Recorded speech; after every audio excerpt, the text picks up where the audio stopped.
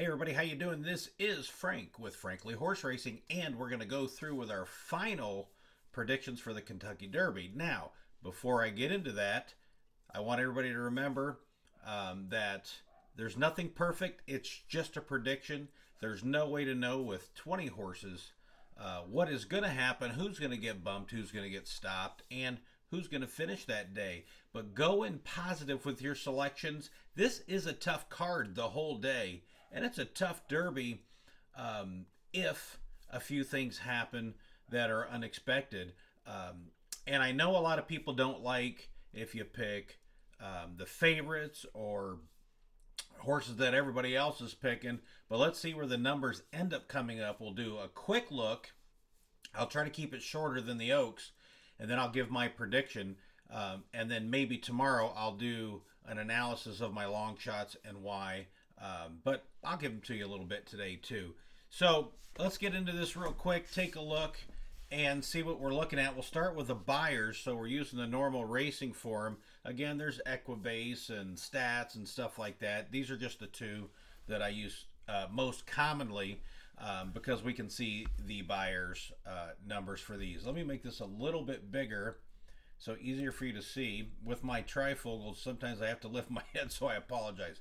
Okay, here we go. So we're going to look at, again, with my system, when I go and highlight, I'm trying to find a demarcation line of who actually has a legitimate shot and who, if they win at a huge number, just, most people never would have had them because they're not going to fit where I think they've got to be improving, or at least a number that's going to make them competitive.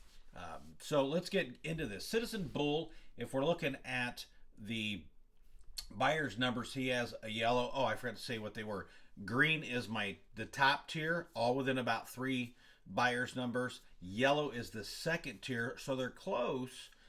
And then orange is going to be the lower tier where maybe they're improving into it.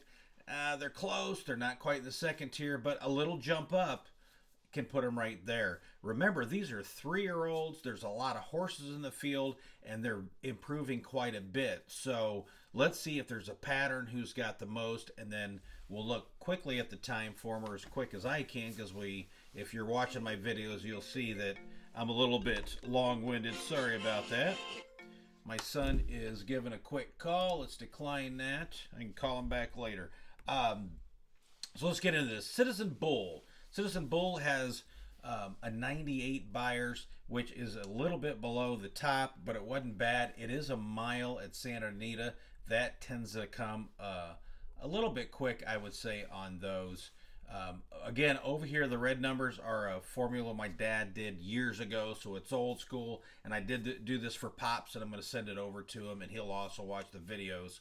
So, if you're interested in his numbers, then you can do that. The ones with a little dot here next to it are at the distance or close to the distance that they're running today. Nobody's run a mile and a quarter yet, so that's a little bit different for these horses. And you could have the best number, and they might not be able to get the distance. But here we go. Citizen Bull has not done bad. He had 2 that were competitive to today, where I think you have to be. You're going to have to at least be at a 97 Beyers or above, I think, to have a legitimate shot to win. That doesn't mean a long shot might not win or get DQ'd in like a country house.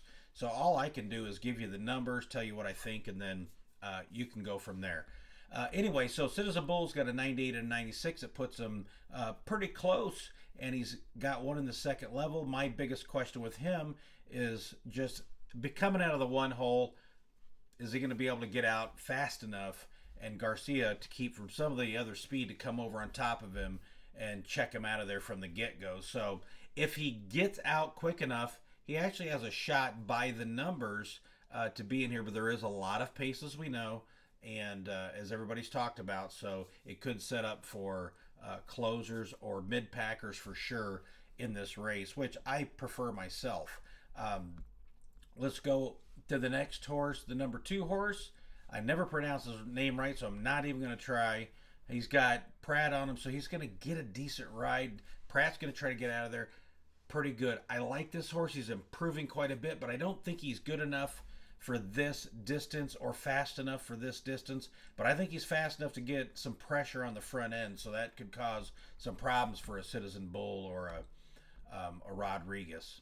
So I'm going to say no on him, and we'll just keep moving along. Final Gambit got a good number last time by my dad's numbers, and by the Beyers, a 90 just isn't fast enough. Again, he is bred to run all day.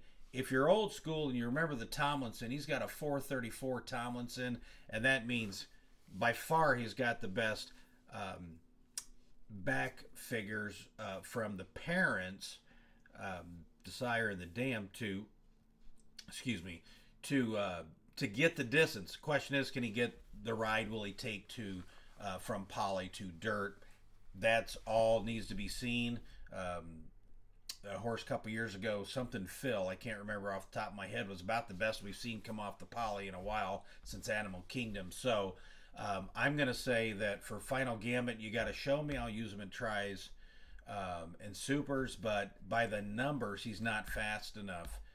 By the Beyers numbers, we're talking Beyers here. Rodriguez popped a very nice Beyer last time, but he also shot a good one last year. Again, like we talked about Citizen Bull, that was at a mile on Santa Anita. Those tend to get inflated, and with my dad's figures, Aqueduct seems to get inflated numbers on occasions. Every year I've got someone coming from the wood with a big number, and then they end up not running. However, if he can get out and get good position, I like Rodriguez to be able to compete in this race, and I think being a May horse, that he's got a lot of room for improvement. That was a big jump from the 91 and 90 to a 101 in the wood. So can he repeat that again? I don't know. But he does have a yellow marking, so he's in my second tier, really close to the top numbers. So I can't throw him out, but I personally don't like him to win off this. I think it was too big of a jump. American Promise. American Promise is my third tier. His last number for his Colonial, absolutely. I consistently see numbers from there on the dirt overinflated. There's no way I believe this huge number of my Pops or the 95. However, I loved him that day. I think he is an improving horse, and with D. Wayne Lucas, you never know what he's got up his sleeves. He sure pulled one off last year in the Preakness, but for me, I don't like American Promise, and I don't think his Beyers numbers are high enough at this point. I really don't know about Admire Daytona or Luxor Cafe. I hear really good stuff and read really good stuff about Luxor Cafe. So, in supers and tries, man, you kind of, if you're trying to make the big money, then you kind of have to use them. But I really don't know where I'm at on that. And I don't, just because I give picks like, let's say today, doesn't mean on game day, on Derby day, that's exactly what I'm going to do. I've got to see what the track's doing, how a rider's riding, and things like that. Journalism, of course, has the green or the top number. He has the top Beyer by a decent distance of anybody in this field. He has really good numbers by my Pop's old number system he made in the 70s, that on dirt and on quite a few tracks, it works pretty consistently. But nothing's perfect. And then he bounced in his next race, but he bounced to a 102, which is still better than even Rodriguez's win in the wood. And if you rewatch that race, I believe that his Beyers are solid. They're consistent. He's got a great number here on my dad. So Journalism, he's in the top tier for sure. It's not going to surprise anybody, right? Burnham Square is an improving every single race by the Beyers that he's ever run. I love it. I think he's one you've got to use as a long shot in there. He continues to come no matter what, and he'll have a fast pace to run into. I'd like to see the close in his last race a little bit faster, but he got the job done, and that's who I picked if you watched my video, and I was really happy with him. But I think for me, he's still going to have to take a pretty decent jump to win this thing, but he should have it set up for him, so I definitely won't throw him out. Grande's another one. He's improved 3 straight races. This was a huge jump Beyers-wise from the Gulfstream Park race to the Wood. So can he take another huge step forward? I loved his race when you watch it in the Wood Memorial, but can he take that extra jump up there? I've got him as a long shot that I will use, but if you ask me right now, would I use him on top? I personally wouldn't, but I'm definitely going to use him in some horizontals. Flying Mohawk, there's just everywhere I look, he's poly horse. He's got low buyers.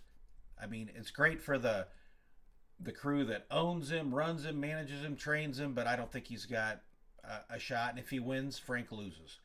East Avenue.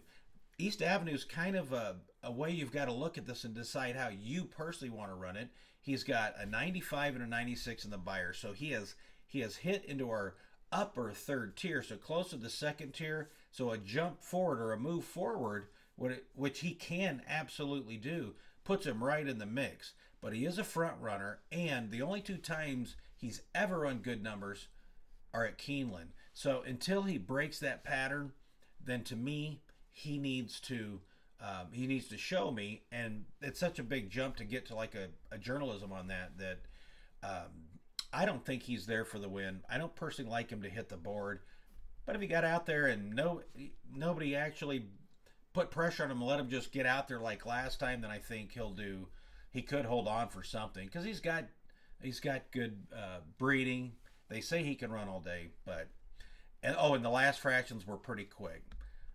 Let's go to Publisher. Publisher is one that, again, he's run at Churchill Downs before. It was kind of a slow race last year, but he seems like maybe an immature horse to meet, but he keeps getting better. And if you watch his races, he gets way too far back. He's had trouble in a couple races, but he finally started putting it together. Now, last time in that race, it absolutely set up for him and Sandman. So, how do you want to look at this? You got to think, is Publisher still improving and he's going to take another step forward? Which he'd have to, another one, kind of like East Avenue, would have to take a big step forward number-wise to win this race. But I like the way he's moving. And another thing I like is they put Irad on top of him. Irad is still looking for a Derby, and someday he's going to get it. And he's got a horse that comes from way back in a race that should be speed-laden. Who knows? It kind of sets up for him. He's got a pretty good late kick. So he's a long shot for me that will be used. Tistastic, another one that he was at the fairgrounds. If you look at the race, he got a really good ride. He got moved a little earlier. He's been having problems in his races. He didn't have any problem on that day, and he really swept up and ran nice at the fairgrounds. And I love horses coming from the fairgrounds to Churchill Downs. They seem to run pretty good in most cases. So and he's another one that I think is improving, but he gets himself in trouble and he's not consistent. And his top number was just run. The race does set up for his run style, but I think he needs to take a big jump to win. Will I use him as a long shot? Absolutely. He'll be one of my long shots in horizontals. But if I'm keying the race vertically, then he's probably not one I'll use on top. But again, game day decisions. Try to keep this thing moving here. Render Judgment, another one, an improving 3-year-old. McPeak's doing a good job with him. He ran pretty nice in the Bluegrass last time. Better than I thought he would, honestly. The race did kind of set up a little bit where he was stalking. I don't think he's fast enough. He would have to take a huge jump to get there. And if you notice, a lot of these horses, we don't have any yellows, greens. We've only got a couple oranges, which is my third tier. He's another one, improving horse, but he'd have to take a huge step forward, and he's not dominant on the close end. He's not dominant on the front end, so I'm passing on him. Coal Battle is number 16. Everybody loves this story.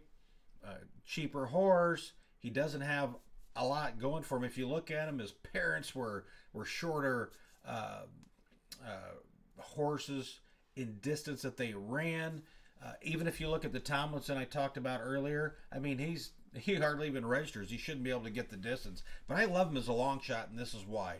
Because if you look at all of his races, he always gets in position, and I think he got the button pushed a little too early last time. Overall, Sandman probably is more talented horse, but I love how Cold Battle can get himself in position, and then when it's go time, he goes. Can he last? Who knows? I think he's a great shot in this race. He reminds me a lot of Mystic Dan in the way that he gets in good position, and when you push button him, he could go. And Mystic Dan then got a great ride, and it just got timed out right and held on for the win. So Cold Battle, if I look at his buyers, they look way too low. He doesn't look fast enough. So I'm going to use him in there somewhere because I like his running style and I like his heart, and I'm just hoping he can beat the odds in a lot of ways. Do I think I'm going to key him or anything like that? Absolutely not. But I'm going to have a little bit on him. I'm going to give him a shot. But he would have to take a tremendously huge leap in Beyers to win this. Sandman is improving, as you can see, off these two. But he's kind of up and down. And he just knocked his best number on a racetrack that set up perfectly for him with all that stupid front speed that Cornucopian and Speed King put on out there. And then he got a really good ride by Jose. He was pretty immature coming up the lane. Jose said he doesn't like to get hit from the left, so he's probably not going to do that. He gets himself in a lot of trouble. So to me, Sandman, yes, he can win this race. I don't love him on top because he just posted his best number ever. He's going to have to take another step forward. But mostly, I think he gets himself into a lot of trouble. But does he have the talent? He does. And his number is in the second tier of my demarcation line. So he's got a shot. Can't throw him out. Just looking at numbers, right? Sovereignty's top number is a 95. He went backwards a little bit last time in a 92 Beyers-wise. But I really have no problem with that because it didn't look like to me they went all out. And Tappan Street got a great ride. I loved it. Tappan Street that day. Got a great ride. Stayed in front in Sovereignty and got an earlier move. And that was the big difference. And they didn't hammer him coming home. But he is getting Alvarado back. He ran great if you look at his Churchill Downs race from last year. I mean, it was beautiful. I expect a big improvement and a big comeback for Sovereignty. He's got a great shot at hitting the board, and he's got the looks of a horse that also could win this thing. Numbers wise, though, I think he's got to improve. Chunk of Gold, another long shot that I really like, improving every single race. He's just below the third tier, but he's improving every race. And the one thing I love about him, they put him on dirt. If you watch the races, he's kind of like who's the Lonnie Briley horse? Cold Battle. As they get into position, and in the last race they moved him too soon, and he got swept by Tistastic. I think this horse has a shot to hit the board at a pretty darn nice price. So he's someone I would definitely be using in my trifectas and superfectas. Owen Almighty. He's not run a number Beyer-wise fast enough. I loved him a couple times at Tampa, and he did well for me both times, but he's going to have to be towards the front. He got a great ride last time and couldn't do it at Keeneland. I just don't think the distance is right for him, and that's just my opinion, but numbers-wise, it just says he can't compete Beyers-wise, and if even like looking at my Pops analytic numbers, he's kind of going backwards in his numbers. So to me, he's a throwout. And Baeza, everybody knows this, but he's improved every single race. Took a huge jump in his last race. I think he was pretty impressive in that because he moved very early in that race and pushed Citizen Bull the whole half the race and still finished well with journalism. And he's quite young, but we don't know if he's going to be in the race. If he's in the race out of the 20, I mean, I would use him, but out of the 20 hole, I really don't love him. So that's kind of my rundown on the Beyer side. Again, it's up to you to make the decision of who you like and what you think. But if I'm just looking at the numbers, people may not like this. But if things just run smoothly and he doesn't get knocked out of the way, stopped, checked, he's got tactical speed and he never stops. Sovereignty never stops either. I love it. He's always coming. But journalism, his numbers, I mean, if he runs his race, then I think he's the most likely winner, and you can make your choice on that. And this is again from the Beyer's perspective and my dad's numbers. Let's take a look quickly at. I'm not going to give a full rundown of all the horses, just see the patterns. Again, green's my top, yellow's the second, and orange are in the third tier, and it just is how fast they've run, and I'm looking for patterns of horses improving. If they have a huge jump, it's a problem. This is the Timeform numbers. Let me make that a little bigger so you can see that a little better. All right, here we go. We'll do this quick. Citizen Bull, he got a 117, but then he took a step back, and honestly, that 117 was his best number at a mile with a speed bias. I'm not sure he can go above that. Number 2, again, I slaughter his name. I really like the horse a lot. I don't think he's good enough for this distance or the Derby. And I think he's fast enough to push people. You can see he at least makes the orange. And he's got 2 of them, so he padded them. He put them together. Final Gambit got a huge number by the Timeform, but it was, again, on the poly. And if you look at his numbers before that on the poly and the synthetic and the turf down here at Churchill, that was such a huge jump. He's got to prove it to me, and I won't use him anywhere near winner place probably. Rodriguez had one in the orange here, a 114, so he was upper third tier. And then he shot a really nice 119 in the Wood Memorial. To me, it's a 10-point jump over what he was doing. It's such a large jump. I think he's got to have a perfect race. Does he have the breeding stamina and all that? I think he does. But he's going to have to get a perfect race to me. But at least he made the green. American Promise, he got one in my second tier with a 118 Timeform. But again, such a huge jump. He's got to prove it to me that he can come back and redo that. These 2 numbers from Timeform from overseas are about the same by the Admired Daytona and Luxor Cafe. I just don't know what to do with them. I'll decide that on game day and see where we go. Journalism, no surprise, has 2 greens, 2 in the top tier. Nobody else has that. He had trouble last time. It does show, though, there was a strong closer bias in that last race at Santa Anita. So he was probably aided a little bit, and that probably hurt Citizen Bull a little bit. But I think it would then push Baez up a little bit because he got out terrible, rushed up, pressed most of the race, and then just got passed. But he's got 2 green. He's better than he was last year, so you got to count him. Burnham Square, he's padded a couple close in the third tier. He's improving. The race sets up for him. He's got a good closing number. Grande's only got 1 in the orange, but he's improving. And again, orange is third tier. You know, he got the number just like Rodriguez in that same race. I think he's an improving horse, and I actually liked his race better than Rodriguez, even though Rodriguez was my top pick if you watch my videos that day.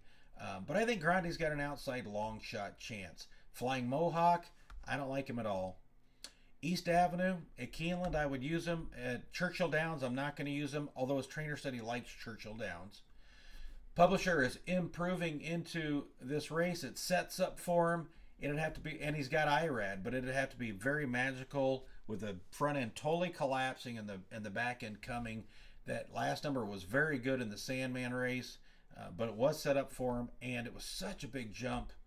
You know, can he do that again or come close to it? And that's how I feel about Tistastic. If you look at both their patterns, they're about the same. They both have the running style for this race, so I'll definitely use them in tries and supers. And on game day, I'll decide if I use any on top. I'm going to wait to see the track. But if you, right now, I'm telling you, I won't use them on top. They're in my long shot possibilities. Render Judgment, I do not think is fast enough. Coal Battle is improving every number. He still looks like he's a cut below. Like I said, I still like him for a long shot because he's tactical.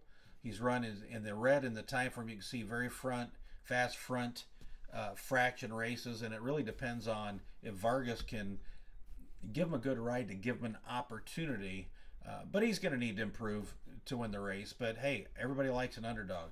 Sandman's run a couple decent numbers. His last one was his best by far. He got a great setup, and it could be the setup he's getting in the Derby. I love the way that Jose Ortiz rode him. So that number looks pretty sporty if he can improve on that. Sovereignties had two orange numbers. I honestly thought these would be bigger, as I've said before, and they weren't. Um, but he's an improving horse, even though people might not think it. And he's been at Churchill, and he ran pretty nice. And if you rewatch that race, it was pretty impressive. So I think Sovereignty it has a chance also. As you can see, there's a lot of has a chances horses, but who really sticks their head up top, right? Oh, and Almighty actually fits well number wise, improving. He's in that solid third tier. Again, I said I don't think from the 20 hole he can get there and being a front end horse. And the Baeza, huge jump on the Timeform numbers, just like they did on the Beyer's numbers. But I love his talent. He's improving. He's a May horse, just like Rodriguez. So those two, I think those two can do very well if he happens to scratch in. All right, so I'm going to give you my selections right now. I just wanted to show you the numbers like I did with the Oaks, with both Beyers and Timeform. Let's see where I put these. People aren't going to be happy, but I still am selecting Journalism on top. Again, this is the Derby, 20 horses. Who knows what's going to happen when the gates break open? This is who I think has the best chance to win, and by the numbers and the improving patterns have shown me they have the best chance to win. So to me, it's Journalism, and then the next four underneath it all have a chance to me. Sandman and Citizen Bull do have numbers that can make them competitive. I don't really love their running style. Excuse me, Citizen Bull. I forgot to put Rodriguez in there. But I think Journalism is my number one at this time. We'll see on game day. But everything we've gone over, that's the one. Sovereignty has to take a step forward. I thought his numbers would be faster, but I love the way he competes and keeps coming. And he's won at Churchill Downs. I give a lot of weight to that. So I'm using him. Cold Battle I used in both because I just can't get him out of my head as he has a chance. I really think he's got a chance to hit the board. Sandman, if Jose can give him a ride like last time and that horse takes another step forward, he could be challenging him very well at the end. My long shots, Grande, if the Wood Memorial number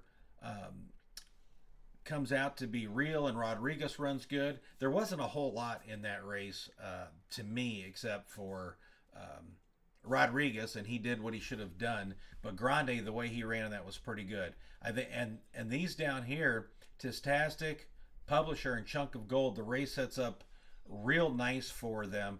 Chunk of Gold, take a look at his reviews of his last couple races. He got moved too early in that last race, so Tistastic was able to come and get him. Tistastic, if he runs that race again, he's got a shot. I just don't trust him. But these are long shots. I will be using these long shots in horizontals and somewhere in tries and supers. But those are my selections. I hope everybody has a great Derby day. Again, trust what you see. Don't get upset if others keep picking the favorites, or if somebody picks one that's just nuts, you just don't understand it. We all got opinions. It's okay. And when those gates open, like I said before, you really never know what's going to happen. It's called a derby for a reason because they're getting bounced around. But that's kind of how I see it. And I hope that you let others know about us. And if you like what we're doing, please like the videos and subscribe to kind of help me grow this channel. And I've been getting some comments, even though we just kind of started doing this. So I am answering when I see. A lot of times I have treatment and stuff like that for my cancer. So if I'm tired, I just don't get to it. I don't hang on the phone or on online. So I hope this helps you, and I hope you have a great evening, and we'll see you soon. Take care.